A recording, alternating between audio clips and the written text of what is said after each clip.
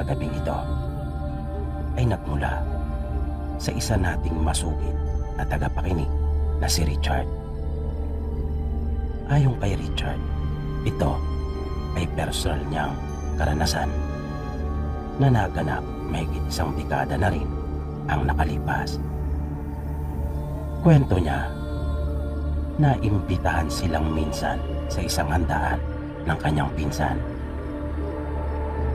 At hindi naman ito kalayuan dahil sa katabing baryo lang. Paglalarawan niya, isa iyong karaniwang araw. At nang dumating sila sa handaan, ay wala rin namang kakaiba. Kaya panatag silang magpinsan na nakisalamuha sa mga taong naroon. Kumain sila habang nagkakasiyahan sa mga kwentuhan at nakipag-inuman rin nang sila ay yayain. Nung mga pasado 11:00 na ng gabi, ay iilan na lamang silang natira. Kasama yung kaibigan nila na siyang nangumbida sa kanila. Ayon pa sa kanya, ay tahimik lang silang nagkukwentuhan at nagtatawanan. Bagaman nag-iisa lang yung bahay ng kanilang kaibigan at walang kalapit. Ang iningatan naman nila ay ang huwag silang makabala sa mga taong nagpapahinga na sa loob ng bahay. Pero sa kanilang pag-uusap ay narinig niyang biglang may sumitsit. Kung kaya, napalingon si Richard kung saan iyon ang galing. Ngunit dahil sa may kadiliman sa bahaging iyon, kung kaya, wala naman siyang naaninagan. Kanyang binaliwala iyon dahil naisip niyang baka nagkamali lang siya ng pagkakarinig. Dahil tanging siya lang ang napalingon. Ngunit makaraan ang ilang sandali pa, ay muli niya iyong narinig. Kung kaya, tumahimik siya at pinakinggan iyong mabuti. Pero hindi na iyon muling naulit dahil doon ay naisip niyang marahil nga ay huni lang iyon ng mga insekto sa paligid at napagkamalan lamang niya na isang sitsit. Nagpatuloy sila sa kanilang pagkukwentuhan hanggang sa may maramdaman siyang kumalapit sa kanyang balikan. Sa puntong iyon ay nanindig na talaga ang kanyang balahibo dahil naramdaman niyang talaga ang pagkalapit na iyon. Simula noon ay hindi na siya mapakali at parang gusto na nga niyang magyayang pumasok sa loob ng bahay. Makaraan ang may kalahating oras ay nagyaya na ang kanyang pinsan na umuwi. Na ikinagulat pa nga iyon ni Richard. Sabi niya sa kanyang pinsan, baka pwede raw na bukas na sila umuwi at makiusap na lang sa kanilang kaibigan na doon na makitulog. Pero tumanggi ang kanyang pinsan. Sabi nito, hindi siya nakapagpaalam at inaasahan ng kanyang mga magulang na siya ay uuwi. Dahil doon ay wala nang nagawa pa si Richard. Hindi naman niya kasi masabi sa pinsan yung totoong dahilan kung bakit ayaw niyang umuwi. Baka kasi pagtawanan lang siya nito. At nang inumin ng kanilang kaibigan ang huling tagay, ay nagpaalam na rin sila. Binuksan ng pinsan ni Richard ang dala nitong flashlight at lumakad na sila. Kwento niya, napakadilim noong mga oras na iyon. At ang tangi lang nilang nakikita ay yung tinatamaan ng liwanag ng flashlight. At habang naglalakad sila, ay hindi maaalis sa isipan ni Richard yung nangyari kanina. Kaya naroon pa rin yung matinding kaba. Nang may mga magsasampung minuto na silang naglalakad, ay bigla na lang may naramdaman silang mabilis na dumaan sa kanilang gilid. Pero nang ilawan iyon ng kanyang pinsan, ay wala naman silang nakita. Halos ayaw nang iakbang pa ni Richard yung kanyang mga paa dahil sa takot. At napansin na iyon ng kanyang pinsan. Kaya natawa ito at sinabing baka bayawak lang yung dumaan. Biniro pa siya nito at sinabing iwasan umano ang madalas na pag-inom ng kape.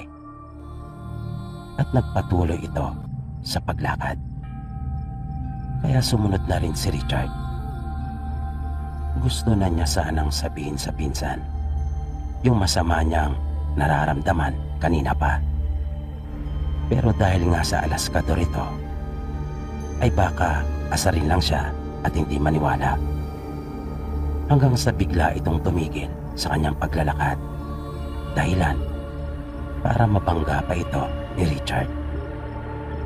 Magtatanong pa sana si Richard sa kanyang pinsan kung bakit ito biglang huminto. Nang makita niya sa unahan ang isang taong nakaupo na ang paraan ay nakakatulad ng sapalaka at nanlilisik ang mga mata nitong nakatingin sa kanila. Dahil doon ay tumakbo na silang magpinsan pabalik.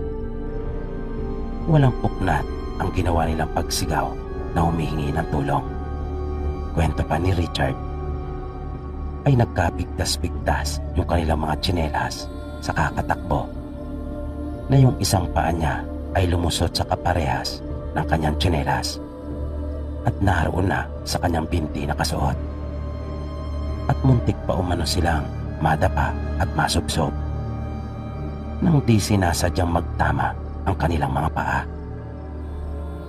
Hindi sila tumigil na magpinsan hanggang sa makarinig sila ng mga boses.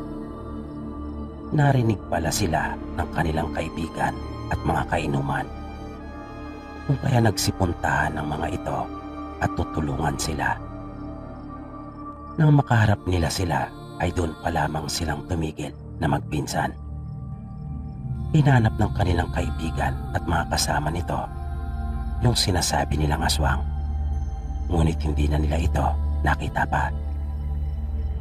Magkakasabay na silang umuwi sa bahay ng kanilang kaibigan at doon na muna nakitulog. Pero bago iyon ay ipinakwento sa kanilang magpinsan yung buong nangyari. Nasabi ni Richard, yung kanilang nakita ay isang lalaking payat ang pangangatawan. Mahaba ang buhok nito ngunit manipis.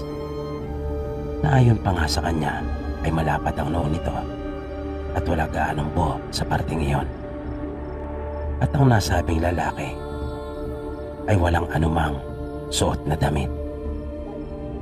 Simula nang mangyari iyon ay pinangingilagan na ang baryo ng kanilang kaibigan. Pati tuloy yung ibang mga naninirahan doon ay napagkakamala na ring may lahing aswang. Pero sa tingin nila Richard ay hindi talaga taga roon sa baryo na iyon yung aswang na tumambang sa kanila nung gabing iyon. Paniwala nila ay taga ibang lugar ito. At hindi pa dyan natapos yung mga nakakatakot na karanasan ni Richard. Nang minsang dumalo naman sila ng kasal ng isa rin niyang pinsan, matapos siyang mapili na maging isa sa mga abay, ay may naranasan din siyang nakakatakot na pangyayari. Ayon pa kay Richard, nang matapos ang seremonya at magkukuha na ng litrato, ay nagulat siya nang makakita ng isang tao na nakadamit pang babae, ngunit wala itong ulo. At naroon ito sa tabi ng babaeng ikinasal.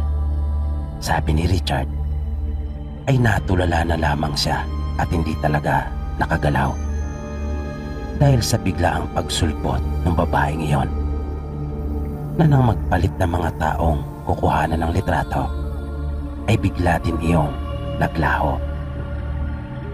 Pagpapatuloy pa ni Richard, nang minsan namang magpunta sila sa lamay ng isang kamag-anak na namatay, ay may naranasan din siyang kababalagan. Maghahating gabi na umano iyon At halos sila-sila na lang ang naroroon. Nang maisipan niyang sumilip na muna sa ataol. Dahil sa hindi niya nagawang sumilip nang sila ay dumating.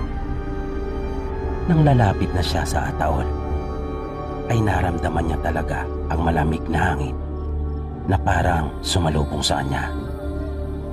Kaya biglang nagtayuan ang mga balahibo niya sa katawan. Pero pinaglabanan niya iyon at binaliwala. Nang nasa tabi na siya ng ataol, ay kanyang pinagmasdan ang kanilang kamag-anak. Ngunit bigla siyang napatras at napabulalas ng malakas. Nang makita niyang bigla itong dumilat. Dahil doon, ay natawag ang pansin ng iba pa nilang mga kaanak na naroon.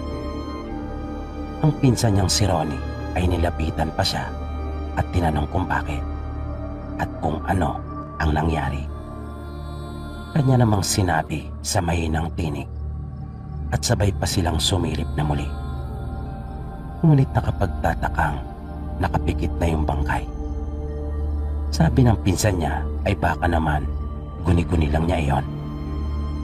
Pero pinanindigan ni Richard na totoong nakita niya na bigla iyong dumilat.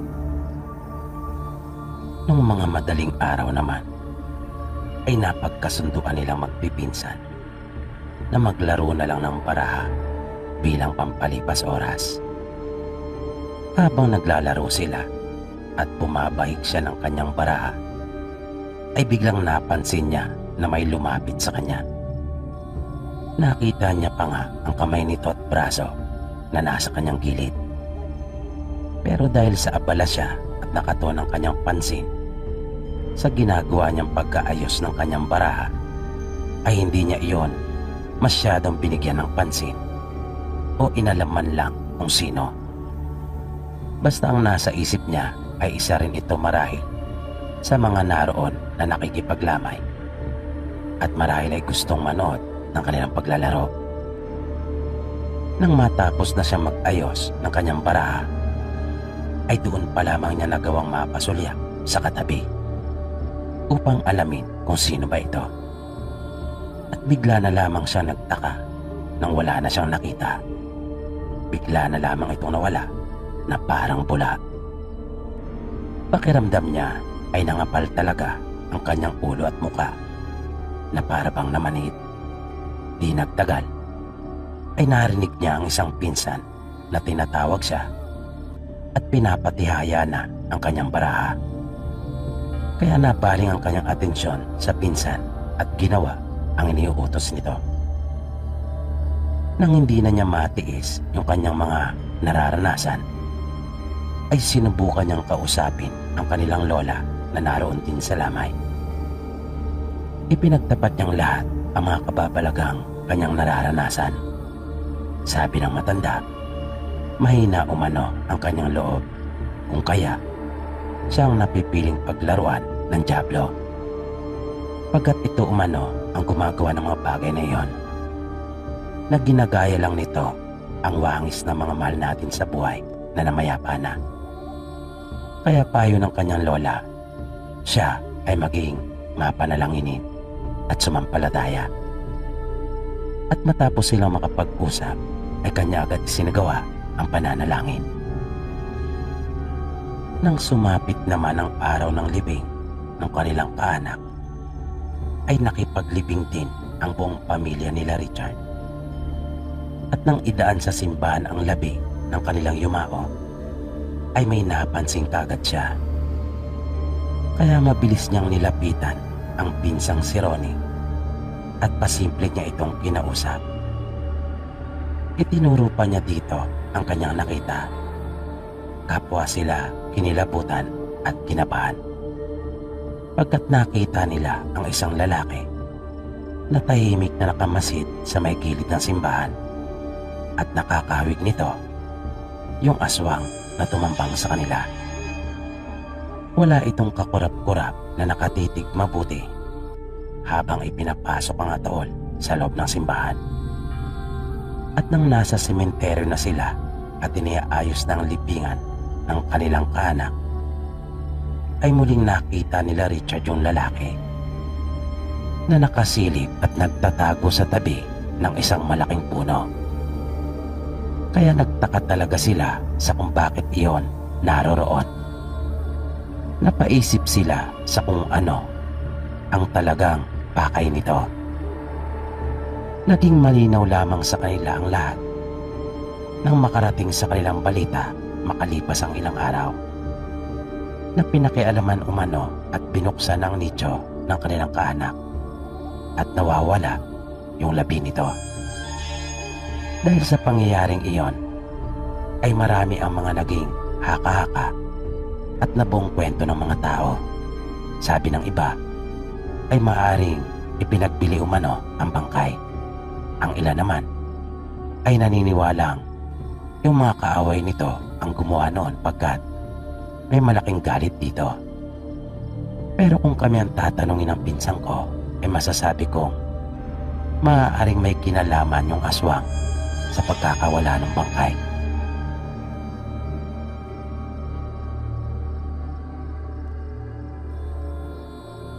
Magandang gabi po sa iyo, Sir PB. Sana ay mabigyan mo ng pansin ang mensahe kong ito.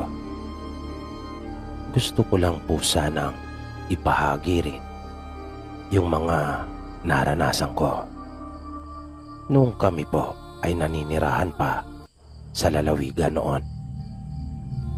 Tawagin niyo na lang po ako sa pangalang Edward. Ang tatay ko po ay isang sundalo. Kung kaya po, lagi siyang wala sa bahay namin at nadidistino. Nang ako ay 9 na taong gulang na, nagdalang taong muli ang nanay namin para sa 3 naming kapatid. Yung tinitirahan namin noon ay walang katabing bahay.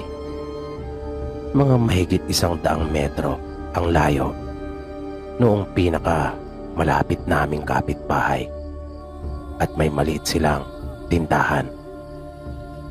At yung bahay namin noon ay hindi po kalakihan, na ang pagkakayari ay kalahating sementado at kalahati naman ay kahoy. Ang sumunod sa akin ay 5 taong gulang pa lamang. Kung kaya, ako ang madalas na utusan ni nanay. Minsan, inutusan ako ni nanay na bumili ng posporo. Hapon na, noong mga oras na iyon. Pero di ko yon alintana. Dahil sanay na ako na lumakad doon. Lalo na kapag may pasok. Na araw-araw akong nagpapabalik-balik sa pagpasok ko sa aming eskwelahan at gayon din sa aking pag-uwi. Matapos kong makabili ng posporo kanila Aling Meli, nang naglalakad na ako pabalik sa amin, ay may napansin akong tila may sumusunod sa akin. Kung kaya, napapalingon ako sa aking likuran. Pero wala naman akong nakikita. Bigla akong kinutuban ng hindi maganda. Kaya nagmadali ako sa aking ginagawang paglakad.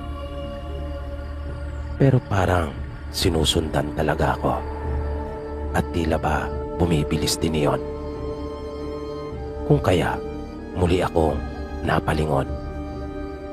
At biglang nawala ang takot ko nang makita ko ang isang pusa. Nakahinga ako ng maluwag at nilapitan ko pa ito sabay kinausap.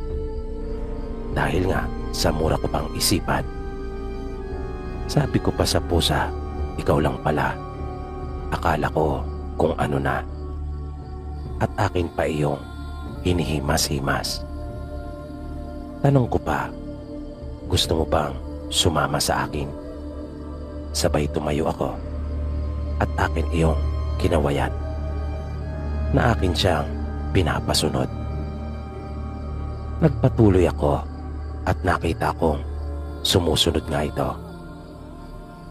Tuwang-tuwa ako dahil napakaamo ng pusa. At mahilig talaga ako noon mag-alaga ng mga hayop. Ang aso nga namin noong mga panahong iyon ay 3 na parang baitang ng hagdan ang kanilang mga taas, magkakasunod. At mayroon din ako noong inaalaga ang mga manok. Nang malapit na ako sa aming bakuran, ay nagsimula na magkahulan yung mga aso namin at sinalubong ako. Ganong kasi kalambing ang mga ito. Ngunit nang makalapit na sila sa akin at makita nila yung pusa na nasa likuran ko, ay biglang umangil ang mga ito at nagalit.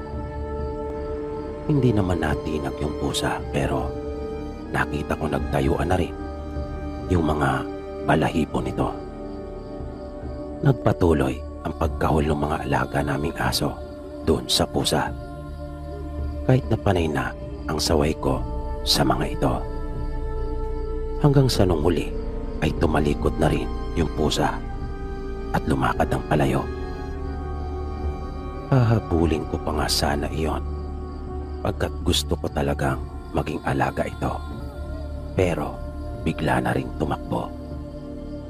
Isang gabi, habang nasasala ako at nakadapang nagsasanay gumuhit, ay bigla kong narinig si nanay at sinabing iabot ko raw sa kanya yung Vicks. Ang buong akala ko naman ay karaniwan lang yon. Pero pagpasok ko ay dumaing siya sa akin tungkol sa pananakit ng kanyang tiyan.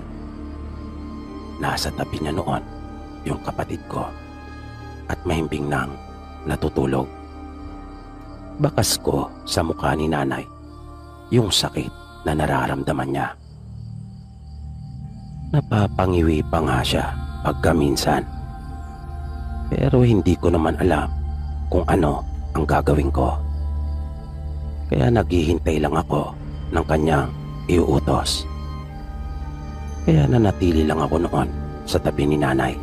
Di nagtagal ay biglang nagkagulo yung mga alaga naming aso doon sa labas. Panay ang kahol ng mga ito at naririnig naming sila ay galit na galit. Hanggang sa biglaang nagkahabulan na nung una ay parang nagpapaikot-ikot lang sila sa paligid ng aming bahay. Hanggang sa marinig naming tila lumayo na sila. Indikasyon na umalis na yung kanilang hinahabol. Matapos din iyon ay napansin kong bumuti na yung lagay ni nanay. At narinig kong sinabi niya na ituloy ko na yung aking ginagawa. Pero paglabas ko ng silid ay iniligpit ko na lamang yung mga gamit ko at tumabi na rin sa kanila upang matulog. Kapag wala kasi doon si tatay, ay sa kwarto nila kami natutulog na magkapatid. Nang mga sumunod na araw, napapansin ko na tuwing gabi ay palagi na lang nananakit ang tiyan ni nanay. Na pagkaminsan ay nararamdaman kong parang may kumikilos sa aming bubungan, na kung minsan naman ay nakaririnig kami ng mga pagkalmot sa dingding. At sa tuwing mangyayari iyon, ang kasunod ay yung pagwawala ng mga alaga naming aso. At pag nagkaroon na ng habulan, ay napapansin ko rin na humuhupa yung pananakit ng tiyan ni nanay hanggang sa tuluyan ng mawala.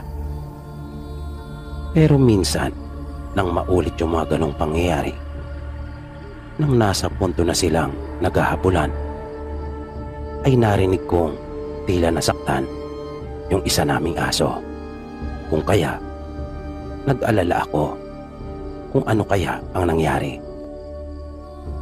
At nang sumunod na araw ng usisain ko, ay nakita kong may sugat ito sa isa niyang paa. sa may bandang hita. Kinabahan ako at nagtaka kung ano kaya ang umatake at gumawa noon sa alaga namin. At dahil sa ayaw kong mag-alala ang aming ina, kung kaya hindi ko na iyon ipinaalam pa sa kanya. Wala akong sinabi na kahit ano tungkol doon. Pero ang nasa isip ko talaga noong mga panahong iyon ay baka sawa o di kaya naman ay bayawa ang siyang may gawa noon. Na naisip kong marahil ang talagang punteriya ay ang mga alaga kong manok. At nang minsan nila itong habulin ay lumaban, kung kaya nasugatan ang alaga namin. Nang sumapit na muli ang gabi hanggang sa matulog na ako, ay walang nangyaring gulo o habulan sa aming mga alaga. Pero nung mga maghahating gabi na, narinig ko yung mga aso namin na kumahol. At nung uli ay may inaangilan sila. Pero napansin ko na parang naroon lang sila sa iisang lugar, doon sa kanilang pwesto kung saan sila natutulog. Na para bang bagaman kumakaol sila at ipinapakita yung kanilang galit sa kung anuman yung kanilang nakikita, ay tila atubili naman silang sugurin pa yung muli, na sa palagay ko ay parang natatakot din sila. Maya-maya napalingon ako sa nanay namin nang magsimula itong maging hindi komportable, na tila ba init na init siya at panay ang baling niya sa magkabila. At di nagtagal ay dumaing na muli ito ng pananakit ng kanyang tiyan, na nung mga oras na iyon ay patuloy pa rin yung pagkahol ng aming aso, na nung huli ay hindi lamang ito basta kumakahol, na talagang umaalulong na sila. Nang marinig namin yung pag-alulong na iyon ng mga alaga naming aso, ay nagpumilit si nanay na umupo. Sabi niya, mukhang hindi na maganda yung nangyayari. Wika pa niya, tila may kababalagan na raw na nagaganap. Inutusan niya akong kumuha ng asin. Pagbalik, sabi niya sa akin, ikalat ko raw iyon sa palibot ng aming bahay. At narinig ko si nanay na paulit-ulit na pinigkas yung mga katagang puwera aswang. Kaya nakaramdam akong bigla ng takot at bumalik na kaagad sa silid. Minadali ko yung pagbubudbud ng asin, pero nagawa ko namang malagyan paikot ang aming bahay. Pagbalik ko sa silid, napansin kong parang nahihirapang huminga si nanay, kung kaya akin siyang pinaypayan. Na nung mga pagkakataong iyon, ang paulit-ulit na niyang binibigkas ay ang mga kataga namang Diyos ko. At naririnig kong nanginginig talaga pati ang kanyang tinig. Kaya naisip kong hindi talaga biro ang kinakaharap namin noong mga sandaling iyon. Ilang minuto pa ang lumipas at napansin kong bumuti na ang nararamdaman ni nanay. Pero pawis na pawis siya at talagang parang nanghina. At doon pa lang rin tumigil yung ingay na nililika ng aming mga alagang aso. Hindi na ako halos nakatulog noon dahil sa takot. Dahil nga sa narinig ko mismo sa nanay namin na may aswang. Kinaumagahan, nagulat ako nang pakakainin ko na yung mga alaga kong manok. At nakita kong wala na sa kulungan, na ang iba sa mga ito ay nakita kong nagkalat sa lupa ang mga bahagi ng katawan. Nagkalat din yung kanilang mga balahibo at dugo. Kaya nalungkot ako at nakaramdam talaga ng galit, na noong ko lang yata naramdaman yung ganon. Naisip kong ang alaga kong manok ang siyang pinagbalingan ng aswang. Kinagabihan noon, habang kumakain kami, ay bigla na lamang nagkahulang muli yung mga alaga naming aso. Napasulyap pa kami noon sa bintana dahil sa ingay na kanilang nilikha. Pero hindi namin iyon masyadong pinansin, lalo pa at wala namang dinadaing si nanay na wala siyang nararamdamang kakaiba. Kung kaya, nagpatuloy lang kami sa pagkain. Hanggang sa bigla akong natuwa nang makita kong muli yung pusa na sumampa sa pasamano ng bintana nang ako ay tumayo. At nagmamadali kong inilagay yung hawak kong plato sa lababo at nilapitan yung pusa. Aking kinausap iyon na parang tao habang inihimas. Pumasok ito sa bahay at pumesto doon sa ibaba ng aming lutuan. Na nung mga oras na iyon ay nagwawala yung mga alaga naming aso at walang tigil sa kakakaon. Nang tapos na sila nanay kumain, ay sinabi kong ako na ang maghuhugas ng aming mga kinainan para pumasok na sila sa silid dahil napansin kong inaantok na yung nakababata kong kapatid. Habang naghuhugas ako ay naroon lang yung pusa at hindi umaalis sa kanyang pwesto. Binigyan ko iyon ng pagkain pero parang hindi niya yata gusto at hindi man lang niya iyon tinikman. Magdodrawing pa sana muna ako tulad ng nakagawian ko pero parang bigla na rin akong inantok. Kung kaya, sumunod na ako kanila nanay sa silid matapos kong isara ang bintana at pinto. Mabilis akong nakatulog noon na para bang antok na antok talaga ako. Naisip kong dala marahil iyon nang hindi ko pagkakatulog ng maayos noong nagdaang gabi. Nang biglang nagising na lang ako nang makarinig ng napakalakas na ingay at kahulan. Napabangon kaagad ako. Si nanay ay gising na rin pala noon pero nanatili lang siyang nakahiga. Paglabas ko ay kitang-kita ko ang isang matandang babae na nakasuot ng kulay itim na damit at kagat-kagat ng mga alaga naming aso yung laylayan ng kanyang palda na nagmamadali itong tumakas sa bintana. Pagkaalis ng matanda ay napansin kong nagkalat ang magkahalong tila langis at dugo sa aming sahig. Na nung huli ay nalaman kong dugo pala iyon na nagmula sa isa naming alagang aso. May mga malalaking sugat ito sa kanyang leeg at sa bandang tiyan at makaran lang ang ilang araw ay namatay ito. Dahil naman sa pangyaring iyon, nagbakasyon na muna ang tatay namin at inasikaso yung aming paglipat malapit sa kanyang destino.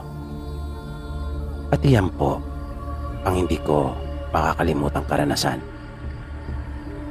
na yan din ang dahilan kung bakit hanggang sa ngayon ay napakalapit at mahal na mahal ko po ang mga aso.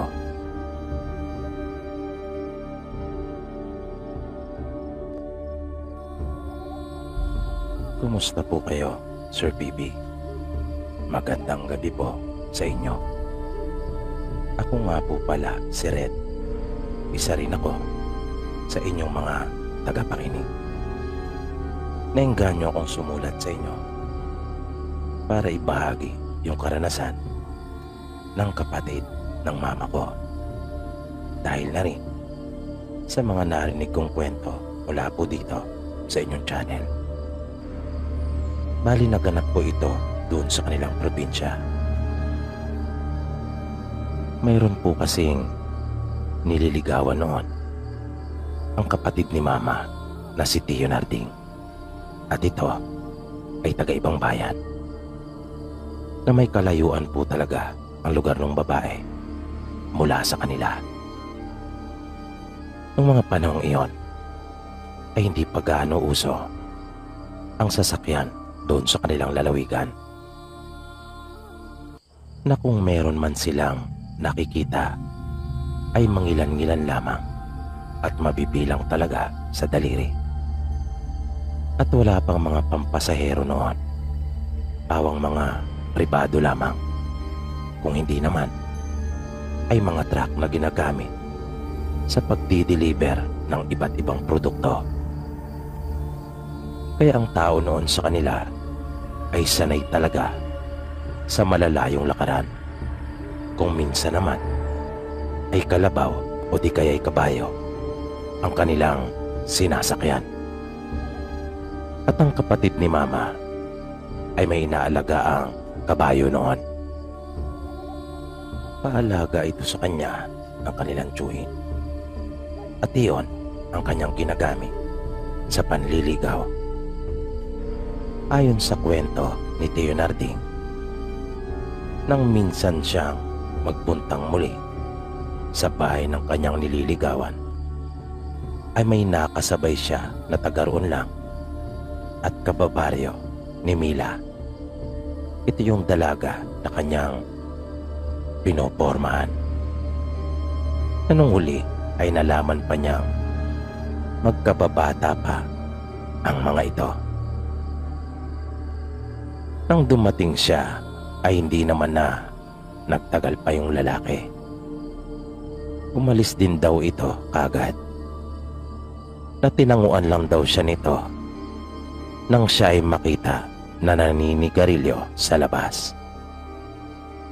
Gumanti lang naman daw siya ng ngiti dito at kanya pang initian bilang pagpapakita na hindi siya galit. At hindi naman talaga iyon binigyang pansin ni Tio Narding. Sabi pa niya, hindi rin siya nailang o nabahala. Naisip niyang bahala na kung sino sa kanila ang siyang mapipili. Katwiran pa niya, kung hindi ukol ay hindi bubukol, na ang ibig niyang ipakahulugan kung hindi para sa iyo, kahit anong pagsisikap at pagpupumilit mang gawin ay hindi talaga mapapasa iyo. At si Tio Narding, ayon na rin sa paglalarawan ng nanay ko, ay talagang mabait. Pasensyoso ito at napakalawak ng kanyang pangunawa. Pero maprinsipyo talaga itong tao.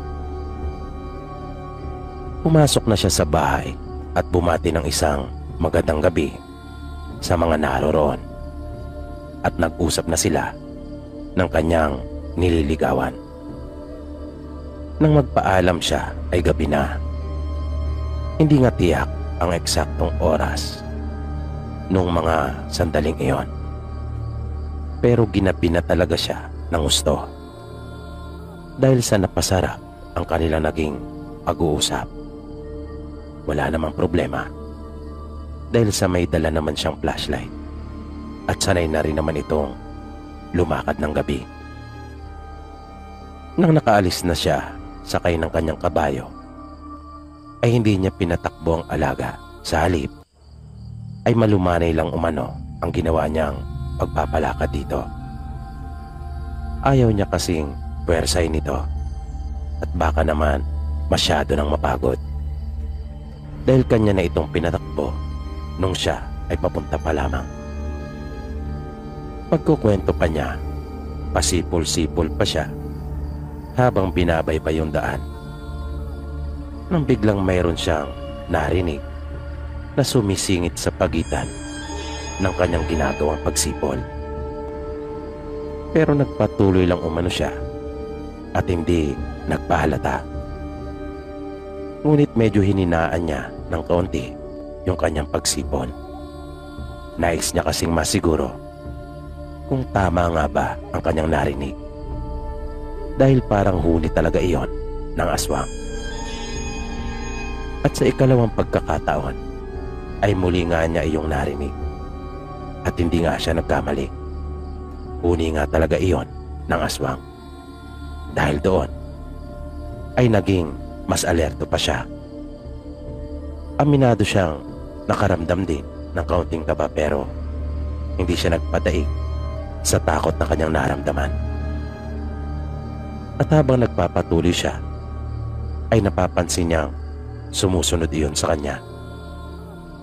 Kaya naisip ni Tio Narding na talagang siya ang pakay nito at hindi basta napadaan lang. Ipinagpatuloy pa rin niya yung kanyang pagsipol habang patuloy na naglalakad yung kanyang kabayo. Patay mali siya lang siya, pero nakahanda na sa anumang pwedeng mangyari. Nang bigla na lang huminto ang kanyang kabayo at ayaw nang magpatuloy pa. Kahit na anong utos niya dito gamit ang kanyang mga paa, ay ayaw talagang sumunod nito. Bahagya pa nga niya itong hinagupit sa tagiliran upang mapilitang sumunod. Pero ayaw talaga. At sa halip na umabante ay umaatras pa ito. Kaya kinutuban na siya ng hindi maganda. Naalala niyang bigla yung ibinahaging kwento ng kanilang lolo tungkol doon, na kapag ang kabayo ay biglang kumilos ng ganon, ay siguradong mayroong masamang elemento na humaharang sa dinaraanan nito. Ayon kay Tio Narding, talagang nanindig ang kanyang mga balahibo nung mga sandaling iyon. Pero pinaglabanan niyang pilit ang takot, kung kaya hindi siya nalito o nataranta. Ginawa niya yung turo sa kanya ng kanilang lolo, kung kaya mabilis siya naglabas ng lighter. Sinaunang lighter ito na isang sikat na brand noong mga panahong iyon na nilalagyan ng fluid, at ito ay windproof. At nang magsindi na iyon ay agad niyang inilapit sa buhok ng kabayo na nasa gawing batok nito.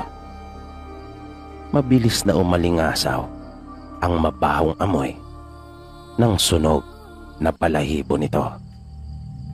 At bigla na lamang tumakbo ng ubot bilis yung kabayo. Kumapit siya ng mabuti sa renda nito, pagkat noon lang niya ito nasakyan ng ganong kabilis ang ginagawang pagtakbo. Pero hindi pa rin siya napanatag, dahil kanya pa ring naririnig ang huni ng aswang, na malakas ang kanyang kutob na sinusundan pa rin siya nito, hanggang sa masapit na nila yung ibabaw na bahagi ng burol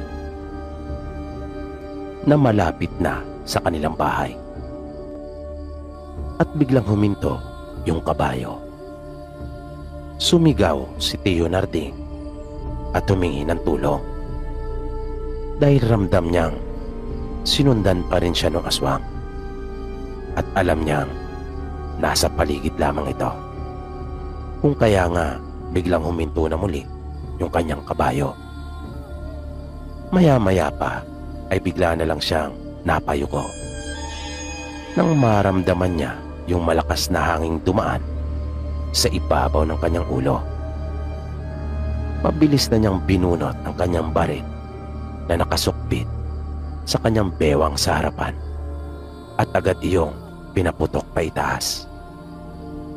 Umalingaw-ngaw yung malakas na putok noon, kung kaya lalo nang nagmadali ang kanyang mga magulang at kapatid. Kwento pa ni Mama, panay na raw ang sigaw ng kanilang ina at alalang-alala kay Tio Narding. Ang tatay naman daw nila ay hinugot na lang ang itak nito na nakasabit sa dingding, at hindi na itinali pa sa bewang kasamang lalagyan nito. Basta kanya na lang daw hinugot iyon dahil sa pagmamadali. Nang malapit na sila kay Tio Narding, ay nakita nila itong tila may inaasinta sa itaas, na siya ay nakatingala at itinututok ang kanyang baril. At paulit-ulit daw nitong binibigkas ang katagang aswang. Ngunit nang tuluyan na silang makalapit sa kanya, ay tumigil na rin ito at sinabing na wala na yung aswang. Nang nasa bahay na sila, ay ikinuwentong lahat ni Tio Narding ang nangyari at kung paano siya sinundan ng aswang. Matapos na mangyari iyon, ay ipinagpatuloy pa rin naman ni Tio Narding yung kanyang panliligaw. Yun nga lang, ay lagi na siyang may mga kasama sa pagpunta roon. Kung minsan nga, maging ang kanyang ama ay sumasama. Hanggang sa mapasagot na ni Tio Narding si Tia Mila at kalaunan ay namanhika na sila. Nagkatuluyan sila ni Tio Narding. Nung huli ay nalaman nilang yung kababata ni Tia Mila na karibal ni Tio Narding ang tumambang at tumabol sa kanya. Hindi ito tinanggap ni Tia Mila at ng kanyang mga magulang dahil sa kilalang aswang ang angkan nito doon sa kanilang lugar. Dahil naman doon ay sinisinimando ang kanyang ina, bunga ng kanyang pagkakabigo na mapaibig si Tia Mila. Dahil ang kanilang ina umano ang dahilan ng kanilang pagiging aswang. At dahil doon, kung kaya lahat ng kanyang ligawan ay hindi siya tinatanggap. Si Mando ang siyang naging karibal noon ni Tio Narding. At ito rin yung pinaniniwalaan nilang aswang na nanambang at tumabol sa kanya. Usap-usapan pa sa baryo nila Tia Mila na bigla na lang namatay ang nanay nila Mando at kasabay din noon yung kanyang pag-alis sa kanilang lugar. Kaya hinala ng marami, ito ang dahilan kung bakit namatay ang kanyang ina, na mayroon itong ipinakaing kontra sa matanda, kung kaya bigla itong nagkasakit at namatay. Matapos mamatay ang kanilang ina, ay isa-isa na ring nagsialisan ang mga kapatid ni Mando doon. At mula noon ay natahimik na ang kanilang baryo.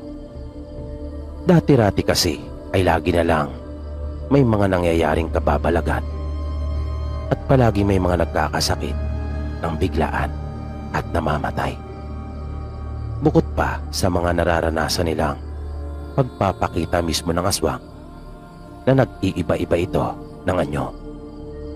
At iyon na nga, nang tuluyan ng mawala doon ang pamilya nila Mando, ay natahimik na ang kanilang baryo. At hindi na rin sila nakakakita pa ng mga hayop na may pambihirang laki kaysa sa karaniwan. At natigil na ang mga hindi maipaliwanag na pagkamatay ng kanilang mga kababaryo. Dito po pansamantalang nagtatapos ang ating programa. At sana po'y inyong nagustuhan ang kwentong ating itinampo sa pagkakataong ito. Sana po ay patuloy niyo pang subaybayan ang mga susunod pa nating kwento. Maraming salamat po at hanggang sa muli.